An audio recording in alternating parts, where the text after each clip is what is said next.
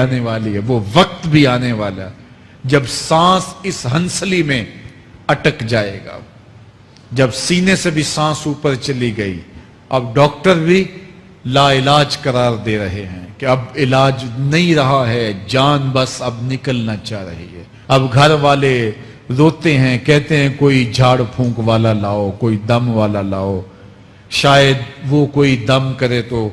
اس کی جان میں جان آ جائے۔ ڈاکٹروں نے تو لا علاج قرار دے دیا۔ اللہ فرماتا ہے یہ تو جھاڑ پھونک والے کو ڈھونڈ رہے ہیں، لیکن جس کی سانس یہاں اٹکی ہے وہ سمجھ گیا ہے اب موت آ گئی ہے، اس کو یقین ہو گیا ہے کہ اب موت کے لمحے آ گئے ہیں، اب میں بچ نہیں پاؤں گا، اب آنکھیں تاڑے لگی ہوئی ہیں۔ اللہ وہ منظر بیان کرتا ہے، صاحب یہ وقت آنے والا ہے جب دونوں انگوٹھے باندھ دیے جائیں گے، جب ناک میں روئی ٹھونس دی جائے گی، جب چٹے لباس میں کفن دیا جائے گا، جب غسال کے سامنے بے بس پڑے ہوں گے۔ یہ محل، یہ کوٹھیاں، یہ بنگلے جس کو سویر شام لگ کے حلال حرام کی تمیز کیے بغیر بنایا تھا، غوث اعظم رضی اللہ تعالیٰ عنہ بولے مکان بنا رہا ہے، بسیں گے اور حساب تو جا کے دے گا، اور یہ تو ایک رات بھی تجھے اس گھر کے اندر نہیں رکھیں گے کہ چلو ایک رات مہمان رکھ لیں۔ کہتے ہیں نہیں نہیں، مہمانوں نے بھی جانا ہے تو جلدی کرو، اس کو سپرد کراؤ، وہ تو تیرا لباس بھی پھاڑ کے اتاریں گے، خود غسل دینے کے لیے تیار بھی نہیں ہے، تجھ سے خوف آنے لگا ہے۔ جاندی واری ڈرونا بنے ہوتے، ہاتھ نہ لاندے ڈر دے، جنہ لئی تو پاپ کمائے اج کتھے نہیں تیرے کر دے۔ آج تو وہ تیرے ساتھ تجھے غسل دینے کے لیے آمادہ نہیں ہے۔ اولا لکا فاولا ثم اولا لکا فاولا، تیری خرابی آ پہنچی، ہاں تیری خرابی آ پہنچی۔ ایحسب الانسان ان یترک سدی،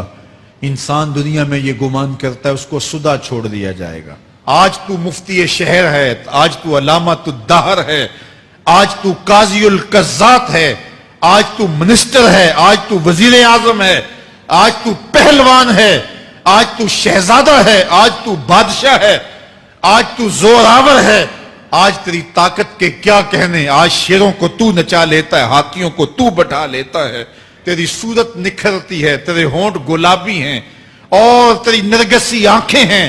تیرے ریشمی بال ہیں اور تیری خوبصورت رنگت ہے، تو چال چلتا ہے تو لگتا ہے قیامت چل رہی ہے، تیرا قد رانا جو ہے وہ صنوبر کو شرماتا ہے، تیری گفتار کے تنتنے ہیں، جس نے اتنی خوبصورت شکل ماں کے رحم میں بنائی، کیا وہ ہڈیوں کو جوڑ کے دوبارہ انسان نہیں بنا سکتا؟ وہ دوبارہ انسان بنائے گا اور پھر تجھے اپنے حضور کھڑا کرے گا۔ اور ایک حدیث میں آتا ہے اللہ بندے کو اپنے حضور کھڑا کرنے کے بعد اپنے سامنے سے ہٹنے نہیں دے گا جب تک 5 سوال نہیں پوچھ لے گا۔ ان عمرہ ہی فیما افنا ہو، اس کی عمر کے بارے میں پوچھے گا کہاں ضائع کی، اس کی جوانی کے بارے میں پوچھا جائے گا جوانی کہاں گزار کے آیا ہے، مجنوں تو نہیں بنا رہا، خواہشات کا اسیر تو نہیں ہو گیا، دیوانوں کی طرح زندگی تو نہیں گزار کے آ گیا، تیری جوانی کسی چوک میں تو نہیں گزری، تیری جوانی آوارگی میں تو نہیں گزری، ساری رات سوشل میڈیا کے اوپر گندگی اور غلاظتیں تو نہیں دیکھتا رہا، تیری جوانی گزری کہاں ہے؟ اگر کوئی جواب نہ ہوا تو پھر کیا جواب دے گا؟ اور وہ کتنا خوش نصیب ہوگا جو کہے گا مالک میری جوانی سجدوں میں گزری، میری جوانی قیام میں گزری، میری جوانی رکوع میں گزری۔ جوانوں اپنی زندگی کو مالک کی دہلیز پہ لے آؤ، جوانی وہی ہے جو مالک کی چوکھٹ پہ گزرے۔ اپنے دل کا تعلق جوڑو، عشق کرنا ہے تو پھر آمنہ کے لال سے کرو، محبت کا رشتہ ان سے جوڑو، تعلق کا ربط ان سے قائم کرو، جوانی کو دین کی راہ پہ ڈالو۔ اللہ اکبر، سنو میرے حضور کا فرمان، انا حبیب اللہ، میں اللہ کا حبیب ہوں۔ پھر فرمایا الشاب التائب حبیب اللہ، جو جوان جوانی میں توبہ کرے وہ بھی اللہ کا حبیب ہے۔ آؤ اللہ کے حبیب بن جاؤ۔ جب آپ اپنی ساری زندگی اللہ کے نام کر دیں گے